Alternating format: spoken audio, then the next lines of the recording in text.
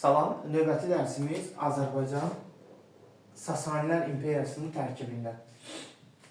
Bu dərsi iki başlığa ayırmışam. Birinci başlığımızın adı Sasanilər İmperiyasıdır. Digər başlığımız isə Albaniya dövləti 1-7-ci əsrlərdə. 1-2-ci əsrlərdə və əsasən 1-ci əsrdə, bizim eran 1-ci əsrdə Parfiya dövləti Azərbaycan ərazisini işğal etdi. Lakin zaman keçəndən sonra Parfiya dövlətində zəifləməyə başlayır və bundan da Sasanilər məharətlə istifadə edirlər. Sasanilər dövləti günümüzün İran ərazisində yaranan bir dövlətdir. Daha sonra Parfiyanın ərazilərinə yələnmişdir, yəni Azərbaycanı tutmuşdur. Sasanilər dövlətinin mövcud olduğu tarix 226-cı ildən 651-ci ilə qədər mövcud olmuşdur. Bu dövlət Fars mənşəli idi. Sasanilər hökmdarlarını ilk öncə araşdırdıq. Başlayırıq Ərdəşir Babəkəndan. Ərdəşir Babəkənin hakimiyyəti 226-241-ci illər. Ərdəşir Babəkənin etdikləri. O ilk öncə 224-cü ildə Parfiya dövlətinin varlığına son qoyur. Ardınca isə 226-cı ildə Sasanilər dövlətini yaradır. Şahanşah titulunu qəbul edir və bir il sonra 227-ci ildə isə Azərbaycanın cənubunu Atropatenanın əlinə keçirmiş olur. Lakin qeyd etməliyik ki, Atropatena dövlət olaraq mövcud deyildir. Coğrafi olaraq ərazi kimi mövcud idi. Çünki bizim eranı 20-ci ildə Parfiya Atropatenanın varlığına son qoymuşdur. Növbəti hökmdar 1-ci Şapur. Hakimiyyət 241-272-ci illərdə. 1-ci Şapurun etdikləri. O zorla Sasani İmperiyasını və ona tabi olan ölkələrdə Zərdüştlük dininin yayılmasını əmr etmişdir. Qeyd etməli ki, Zərdüştlük dini eradan əvvəl 7-ci əsrdə yaranmışdır.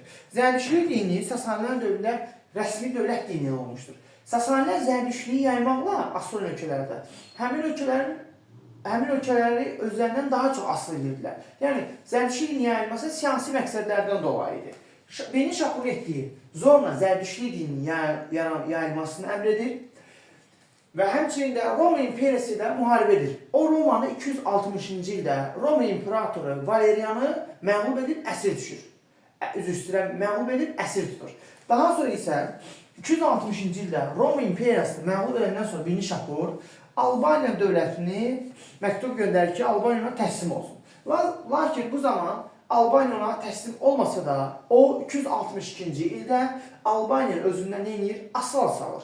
Yəni 227-ci ildə Ərdəşir Babəkən Atropatenanı asıla salıb, 1-ci Şapur isə 262-ci ildə isə Albaniyanı asıla salmışdır. Növbəti hökmdar 2-ci Şapur. Hakimiyyət 309-379. 2-ci Şapur da yenə 1-ci Şapur kimi Roma İmperiyası ilə müharibə edir. 2-ci Şapur Roma ilə 2 dəfə döyüş edir. 359-cu ildə Amid döyüşü, 371-ci ildə Dizrav döyüşü. Hər iki döyüşdə 2-ci Şapurun Sasanilərin müttəfiqi Albaniya dövləti idi. Birinci döyüşdə 359-cu ildə 2-ci Şapur Roma İmperiyasını məğlub edir. Lakin ikinci döyüşdə isə 371-ci ilin Dizrav döyüşündə 2-ci Şapur məğlub olmuş olur. Növbəti hökmdar 2-ci Yezdegerddir. 2-ci Yezdegerdin dövründə olanlar. 2-ci Yezdegerdin ölümü ilə 457-ci ildə Albaniyada Sasanilərə qarşı azadlıq mübarizəsi başlayır. Daha sonra hökmdar Firuz. Hökmdar Firuz hakimiyyəti dövründə Türk dövləti olan Axun İmperiyası ilə müharibə aparılıb və Axun dövlətinə o məğlub olmuşdur. Onun hakimiyyətinin son illərində 481-ci ildə Məzdəkilər hərəkatı başlamışdır. Daha sonra gəlir hökmdar 1-ci Qubad. 1-ci Qubadın hakimiyyəti 488-531. Onun dövründə Məzdəkilər hərəkatı geniş şəkildə yayılmışdır. Yox, əgər sual olarsa ki, Məzdəkilər hərəkatı kimin dövründə yaranmışdır? 481-ci ildə yaranmışdır. Bu düşür hökmdar Firuzun dövrünə. Lakin kimin dövründə genişlənmişdir? Hökmdar Qubadın dövründə. Qubadın dövründə Məzdəkilər genişlənmişdir. Məzdəkilər hərəkatı nədir? Nə istəyirlər? Məzdəkilər hərəkatı Mani təliminin davamı idi. Qeyd etməliyik ki, Mani təlimi 3-cü əsrdə olmuşdur. Mani təlimi Sasanilərə qarşı və feodal zümrəyə qarşı olan bir təlim idi. Mani təlimi nə idi? O bütün dinləri bir dinlə, vahid dinlə əvəz etmək istəyirdi. Maninin davamı isə Məzdəkilər hərəkatı idi. Bu, Məzdəkin adı ilə idi. Məzdəkilər hərəkatı 481-529. Bir daha deyirəm. Sasanilər hökmdarı Firuzun dövründə başlayıb, Qubadın dövründə geniş fürsət almışdır. Məzdəkilər hərəkatı nə istəyirdi? Məzdək ümumiyyətlə özəl mülkiyyətə qarşı çıxırdı. Ədalətli cəmiyyət qurmaq istəyirdi və özü də mübarizə yolu ilə. Məzdəkilərlə Mani Təlimin oxşarlığı var. Sasanilərin qarşı və Sasanilərin dövründə olmuşdur. Fərqli cəhətdir. Məzdək Mani Təlimindən fərqli olaraq xeyrin şər üzərində qələbəsini alırdı və ədalətli cəmiyyəti mübarizə yolu ilə qurmaq istəyirdi. Hökmdar 1-ci Qubad 1-ci Məzdəkilərə qarşı mülayim idi. O hətta özünə itaat etməyən feodalları Məzdəkin nüfuzundan istifadə edərək onları tabe edirdi. Həmçinin Məzdəkin məsləhəti ilə əhaliyə ərzaq verilmişdir. Lakin bir müddət feodallar onu taxtdan salır və o hökm taxtsız qalır. Daha sonra geri qayıtır, hakimiyyətini ələ keçirir və 531-ci ildə Məzdəkin və onun belə deyək, tərəfdarlarını edam etdirir. Növbəti hökmdar Xosrov, hakimiyyət 531-579. Hökmdar Xosrovun dövründə islahatlar aparılır. Onun islahatları vergi islahatı, daha sonra torpaq islahatı və inzibati islahatı keçirilir. Vergi islahatı keçirilir, o vergi sahəsində nizam yaradır və həmçinin qadınları, uşaqları, xəstələri və yaşlıları can vergisi olan gezitdən azad edir. Torpaq islahatına görə sahibsiz torpaqların becərilməsi haqqında fərman imzalayır. İnzibati islahatına görə ölkəni qustaqlıq deyilən inzibati bölgəyə bölür. Yəni, Xosrovun yaratdığı yeni inzibati bölgüsünün adı qustaqlıq idi. Və o, Atropatena və Albaniyanı ölkənin şimal qustaqlığına daxil edir. Həmçinin Xosrov qeyd etməliyik ki, 576-cı ildə Göytürklərlə ittifaq edib Axunların varlığına son qoyur. Onun islahatlarının nəticəsi ölkədə feodalizm quruluşu inkişaf edir və torpaq sahibi olanların sayını olur, çoxalır. Sonuncu hökmdar isə 3-cü Yezdəgirdin dövründə ölkəyə Ərəb xilafəti hücum edir və 651-ci ildə Sasanilərin varlığına Ərəb xilafəti son qoyur. Sonuncu hökmdar olur nə? 3-cü Yezdəgird. Mani təlimi və Məzdəkilər hərəkatı haqqında məlumat verilir. Mani təlimi 3-cü əsrdə, Məzdəkilər hərəkatı 481-509-cu illərdə olmuşdur. Sasanilər dövründə 2 vergi növü olmuşdur və 2 torpaq forması olmuşdur. Vergilər hansılardır? Xarab vergisi, gezit vergisi. Xarab vergisi məhsul vergisi idi. Yəni, məhsulla alınırdı, torpağı əkənlər verir. Yəni, əsas vergi idi, torpaq vergisi idi və məhsulla alınırdı. Bu, xarab vergisi idi. Digər verginin adı gezit vergisi idi. Gezit vergisi can vergisi idi. Bu adlanırdı gezit vergisi. İldə bir dəfə alınırdı. Torpaq növləri bu, dastakert və xostak idi. Dastakert feodalların irsi torpağı idi, şəxsi torpağı idi, mülki torpağı idi, belə deyil. Xostak isə xidmətə görə verilən şərti torpağı idi. Xostak, hökmdar 1-ci Xosrovun torpaq islahatından sonra meydana çıxmışdı, xostak torpağı.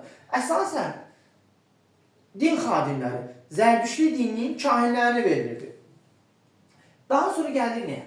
Albaniya dövləti 1-7-ci əsrlərdə. Biz bilirik ki, Albaniya dövləti Azərbaycanın ən uzun ömürlü dövlətidir. Eradan əvvəl 4-cü əsrin sonunda yanıb, bizim İranın 705-ci ildə süqut etmişdir. Biz Albaniyanın eradan əvvəl olan tarixini keçən dərslərin birində izahını vermişəm. Bu dəfə Albaniyanı 1-7-ci əsrlərdə müzakirəsini aparır. Bu dövrdə etibarən, daha doğrusu 3-cü əsrdən etibarən Azərbaycanda yeni bir quruluş yaranmağa başlayır. Bu, feodalizm idi. Feodalizm necə olur yaranır? Yəni, quldarlıq quruluşundan feodalizmi necə keçilir? Dövlət artıq 3-cü əsrdən etibarən ona xidmət eləyənlərə xidmətə görə torpaq verməyə başlayır. Bu torpağın adı feod, torpaq sahibinə feodal, yəni torpaq sahibi, dövr isə feodalizm adlanmağa başlanır. Azərbaycandakı feodalizmlə Avropadakı feodalizmin fərqli xüsusiyyətləri var. Qeyd edilir. 1. Azərbaycanda feodalizm tez başlayıb 3-cü əsrdə, lakin gec süqut edib 19-cu əsrdə. Avropada isə feodalizm gec yaranmağa başlayıb 5-ci əsrdə, amma tez süqut edib 17-ci əsrdə. İkinci fərqli xüsusiyyət odur ki, Azərbaycanda kəndlər şəxsi asılılığı yox idi. Yəni, Azərbaycandakı kəndlər torpağa təhkim deyildilər. İstədiyi vaxt torpaqlarını tərk edirdilər. Yalnız iqtisadi pula görə asılı idi öz ağasında. Avropada həm iqtisadi asılılığı var idi pul, həm də təhkimçilik, şəxsi asılılığı var idi. Avropada kəndlər torpağa təhkim idi, ağanın izni olmadı, onlar heç yerə gedə bilməzlər. Üçüncü xüsusiyyət isə fərqli xüsusiyyət. Avropada feodalların şəxsi təsərrüfatı var idi. Onlar öz torpaqlarında bağ salırlar, təsərrüfat qururlar. Azərbaycan isə feodallar öz torpaqlarında təsərrüfat və bağ salmırlar. Onlar o torpaqları, kəndləri icarəyə verirlər. Bu, Avropadakı və Azərbaycandakı feodalizmin fərqli xüsusiyyətləridir. Feodalizm Azərbaycanda yaranmaq başladı 3-cü əsrdə. 5-ci əsrdən etibarən 5-6-cı əsrlərdə inkişaf etməyə başladı, möhkəmləndi. İlk öncə bu dövrdə gəlirik Arşakilər sülaləsinin dövrünə. Arşakilər sülaləsi Albaniyanı 1-ci əsrdən 510-cu ilə qədər idarə etmişdir. Bəs necə oldu ki, 1-ci əsrdə Albaniyada yeni bir sülalə taxta çıxdı? Ümumiyyətlə, eradan əvvəl 2-ci və 1-ci əsrlərdə, həmçinin bizim eran 1-ci əsrində Parfiya dövləti zəifləməyə başladı. Və Parfiyadan asılı olan ölkələrdə, həmçinin Albaniyada müstəqillik ideyaları yayılmağa başladı. Ona görə də Parfiya dövləti özündən asılı olan ölkələrdə yerli hökmdarların hakimiyyətinə son qoydu. Öz sülaləsində olan Arşakiləri taxta çıxardı. İndi isə gəlirik Albaniyadakı Arşakilər sülaləsinin hökmdarlarına. Birincisi adı 1-ci Qoçaq Vaçaqan və yaxud da 1-ci Cəsur Vaçaqan. 1-ci Qoçaq Vaçaqana aiddir. 1. Albaniyada ilk Arşaki hökmdarıdır. 2. Albaniyanı mərkəzləşdirir. Vahid halda birləşdirir. Sonraki hökmdar 1-ci Vaçedir. 1-ci Vaçe 260-cı ildə 1-ci Şapur Romanı məğlub edəndən sonra 1-ci Vaçeyə məktub göndərir ki, tabi olsun. Lakin 1-ci Vaçe tabi o istəmir olmaq. Niyə? Çünki 1-ci Vaçe Roma pərəst siyasət yürüdürdü. O Sasanilərə tabi olmaq istəmirdi. Lakin Sasani hökmdarı 1-ci Şapur 262-ci ildə 1-ci Vaçenin zorla tabi edir və beləcə 262-ci ildə 1-ci Vaçenin məğlubiyyəti ilə Albaniya Sasanilərdən asılığı qəbul edir. Düzdür. 1-ci Şapur 272-ci ildə öləndən sonra Albaniya müstəqilliyini bərpa etsə də, yenidən gəlib Sasanilər bir müddət sonra Albaniyaya tabi edirlər. Amma necə idi? Albaniya daxili müstəqilliyi qoruyub saxlaya bilir. Amma Atropatena ilə daxili müstəqilliyə söhbət verə getmir. Çünki Atropatena 20-ci ildə bir daha deyirəm, sübut etmişdir. Növbətdə hökmdar gəlir Urnayer. Urnayer taxta çıxır 313-cü ildə və dinini dəyişdirir. O atəşpərəstlikdən imtina edib, xristianlığı qəbul edir. Xristianlığı qəbul etməsə də, üzr istəyirəm, Sasanilər ittifaqda qalır və Sasanilərlə birləşib Roma imperiyası ilə müharibə edir. Məqsədi isə ölkənin bütövlüyünü qorumaqdır. Hökmdar Urnayer müttəfiq olub Sasani hökmdarı 2-ci Şapurla. Urnayer Sasanilərlə bir olub Roma ilə 2 dəfə üz-üzə gəlir. Bəyan qeyd etdim. 359-cu ildə Amid döyüşündə Albaniya hökmdarı Urnayer Sasani hökmdarı 2-ci Şapur Romanı məğlub edir. Lakin növbəti döyüş 371-ci ildə olur. Bir daha deyirəm, Dizrav döyüşü 371. Burada Albaniya Sasanilər məğlub olur. Bu döyüş Albaniya üçün ağır nəticədir. Belə ki, Albaniya 4 vilayətini itirir. Kolt, Şakaşen, Uti, Girdiman. Bu torpaqlarını itirir. Bəs görürsən, bu torpaqlar harada yerləşir? Kolt, Şakaşen, Uti, Girdiman. Bu 4 vilayət Kürün sağ sahilində. Daha doğrusu Göyçə gölü ilə Kür çayı arasındakı yerləşən vilayətlərdir. Bunları itirmiş olur. Urnayer'in fəaliyyətini 371-ci ildə Dizrav döyüşü ilə bitiririk. Sonraki hökmdar Asvagen. Asvagen hakimiyyətdə olur 5-ci əsrin 1-ci yarısında. Asvagen təhsilə maraq göstərir. Alban uşaqlarını məktəbələrə cəlb edir. Köhnə Alban kitab əlifbasını yeni əlifba ilə əvəz edir və köhnə Alban kitablarını yeni kitablara tərcümə etdirir. Asvagen'dən sonra taxta çıxır 2-ci Vaçe. 2-ci Vaçe 464-463-cü illərdə hakimiyyətdə olur. 2-ci Vaçe hakimiyyətinin bir müddətində Sasanilərdən asılı olur. 2-ci Yezdegerddə. Nə olursa 2-ci Yezdegerdin ölümü ilə olur. 457-də 2-ci Yezdegerd ölür və o 2-ci Vaçe 457-463-cü illərdə Albaniyada Sasanilərə qarşı azadlıq hərəkatı başlayır. O Sasanilərdən qurtulmaq istəyir. Neyinir? O da Urnayer kimi 2-ci Vaçedə zərdüştlükdən imtina edir. O da xristianlıq qəbul edir. Bu oxşarlıqdır Urnayerlə 2-ci Vaçenin. 2-ci Vaçe Çolanı, Dərbəndi tutur, Massaget tayfalarını öz tərəfinə çəkir. Məqsəd qurtulmaq idi Sasanilərdən. Həmçinin yeni şəhər salır. Kürün sağ sahilində. Bu şəhərə Sasani hökmdarı Firuzun şəhərinə Firuzabad qoyur. Ardınca isə ölkənin paytaxtını Qəbələdən 5-ci əsrin ortalarında 2-ci Vaçe Bərdəyə köçürür. Yəni indi bu şəhər Bərdə adlanır, Firuzabad. Lakin Firuz ona qarşı səbirli olmur. Firuz onun üzərinə Haylandır Hunlarını göndərir. Haylandır Hunları da Firuz kimi xristianlıqla nifrət edirlər. Onlar ateşpərəstdirlər. Nəticədə Haylandır Hunları 2-ci Vaçenin 463-də yenilər taxtdan salırlar. Və bununla da Albaniyada 1-ci Sasani mərzbanlığı dövrü başlayır. Albaniyada 1-ci Sasani mərzbanlığı 463-dən 487-ci ilə olur. Bəs nə deməkdir 1-ci Sasani mərzbanlığı? Bu illər ərzində mərzbanlıq dövründə Albaniyanı yerli hökmdarlar idarə etmir. Onları Albaniyanın Sasanilərin canişinləri, mərzbanları idarə edir. Yəni 2-ci Vaçenin taxtdan düşməsi ilə 463-də. Daha sonra gəlir nə? Növbəti və sonuncu Albaniyadakı Arşaki hökmdarı 3-cü Vaçaqandır. 3-cü Vaçaqan 487-də taxta çıxır. Taxta çıxması ilə Albaniyada 1-ci Sasani mərzbanlığı bitir. Yəni Albaniya yenidən öz hökmdarları idarə etməyə başlayır.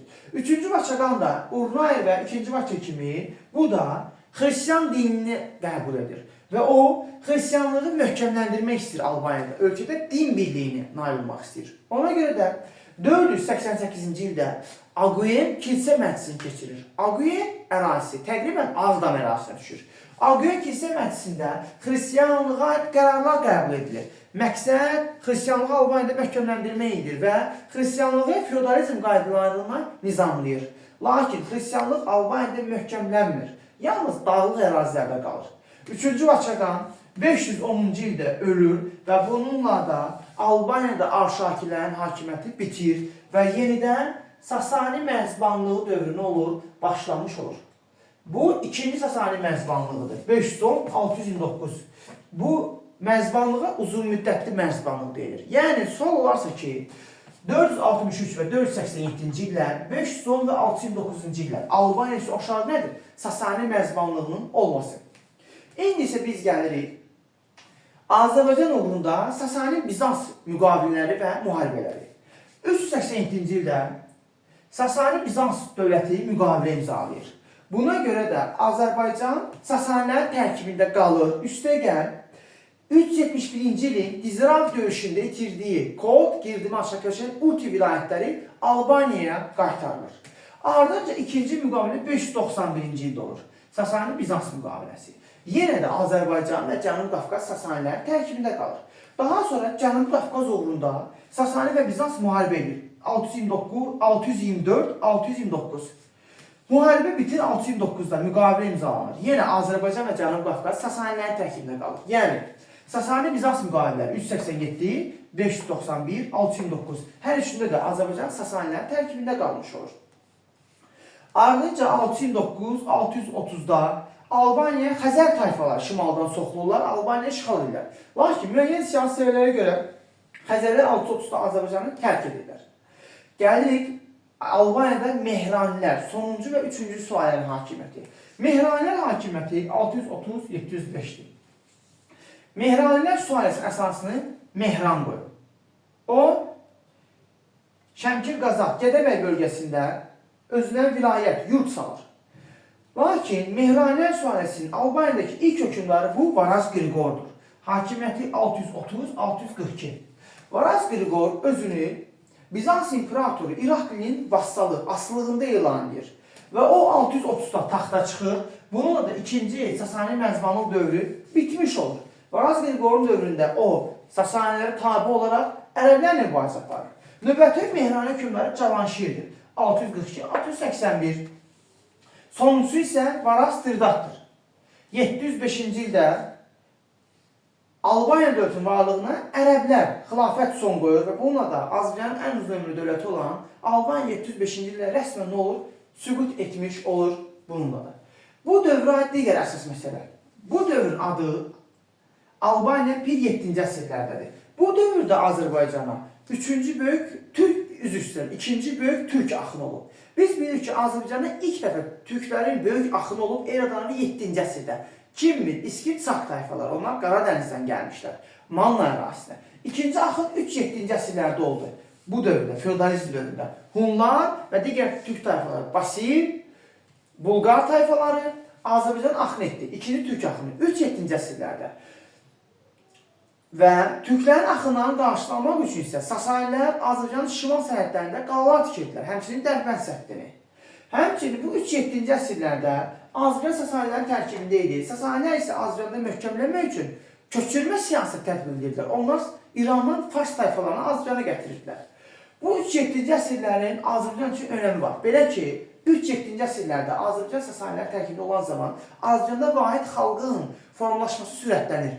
Sonra olarsa ki, Azərbaycanda vahid xalqın yaranması başladı nə zaman? Bu eradan əvvəl 4-cü əsrin sonunda Atropatenov Albaniyanın yaranması ilə sürətləndi 3-7-ci əsrlərdə Azərbaycan Sasanilər tərkibində. Bu dövrdə niyə sürətləndi? Çünki Azərbaycan vahid imperiyanın tərkibinə daxil oldu Sasanlərin və Azərbaycanda 3-7-ci əsrlərdə Türk birliyi, dil birliyi yaranır. Artıq türklərin ikinci axını ilə türk dili Azərbaycan ərazisində ümumiləşdirək dilinə çevrilmiş olur və dərsimiz də bununla tam olaraq yekunlaşdırılır.